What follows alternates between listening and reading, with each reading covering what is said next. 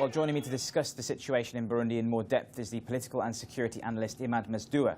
So, Imad, when we look at sort of how these riots are escalating and the thousands of refugees that have fled to neighbouring countries, is there likely to be any resolution to the situation in Burundi soon? Well, we hope so, and we hope that the African mediation, alongside with the kind of international pressure that's building up, is going to lead to some kind of peaceful resolution. I don't see how some of the protesters who are quite extreme now in their views and thinking that the president must go can't run for another term. I don't see what other kind of solution gets them off the streets. Another thing to look out for is whether or not internal actors inside Burundi start pressuring the president as a result of this international pressure. So the African mediation is what we need to look out for, and also the American pressure that's building up, the French pressure that's building up. The Secretary of State, the American Secretary of State, when he went to Kenya, clearly said that this is an unconstitutional move by President Nkurunziza. I think that's an indictment, as big an indictment as we'll see. So those are the international pressures we need to look out for in the coming days. So many words of condemnation then from President from Obama and John Kerry, essentially, in the US at the moment. When it comes to sort of their actions on Burundi, do you think they might intervene? I don't think so for now. I don't see why the Americans would go beyond any kind of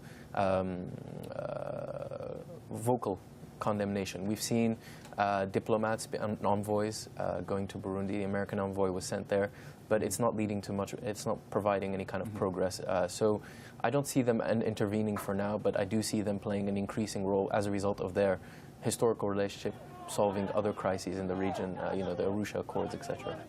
So the United Nations estimates that 40,000 refugees have fled Burundi to Tanzania, Rwanda and the Democratic Republic of Congo. That's just in the last month. So do you think this is verging on a humanitarian crisis? What happens if that isn't stopped? Well, that's probably the most worrying thing, I think, for observers of the region.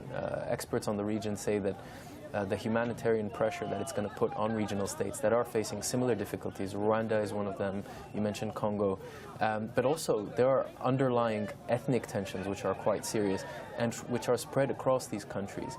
And so the kind of status quo, a flawed one, a flawed status quo, is being even more undermined now by this crisis. So unless there is a resolution to the crisis, the political crisis in Burundi, and you know, a way in which we can put an end to the subsequent humanitarian crisis. Thousands of people are fleeing into Rwanda, into Congo, and that can only spark more tensions, more pressures on external governments.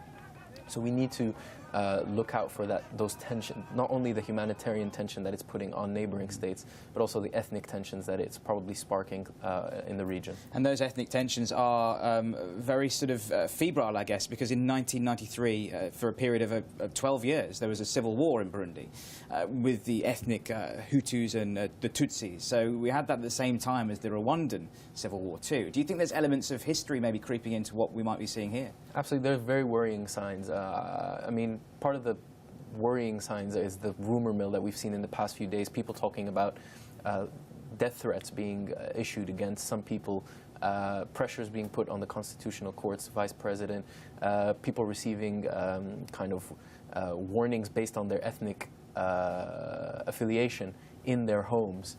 And that is really sparking memories going back to the Civil War, and that is something that needs to be avoided at all costs, because it will not only jeopardize peace in Burundi, but as I said, peace throughout the region. It's a very fragile status quo that we've had up until now, and I'm afraid this political crisis is doing a lot to undermine it. So the constitutional wrangling around what's happening in Burundi at the moment, we've had the Sylvia Nimparagitsi, who says that most of his colleagues thought the third-term bid was unconstitutional, but that they were under pressure to change their minds. The president's spokesman is alleged to have said that there were no threats or pressure put on judges. Who should be believed here? Well, that remains to be seen. I mean, I think most people are going to believe the fact that the Constitutional Court was put under tremendous internal pressure to come up with a decision that was most favorable to the president and his camp. And the fact that the vice president of the Constitutional Court has fled tells you a lot about the situation and the kind of pressures they faced. Very interesting. Imad Mesdoua, thank you very much indeed for that. much.